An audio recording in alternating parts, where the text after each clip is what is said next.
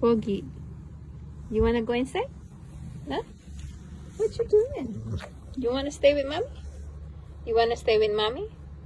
Hi. What happened? Ah, bored, huh?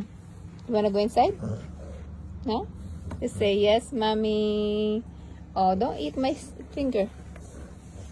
Oh, I guess he just wanna lay down here close to me. This Pogi.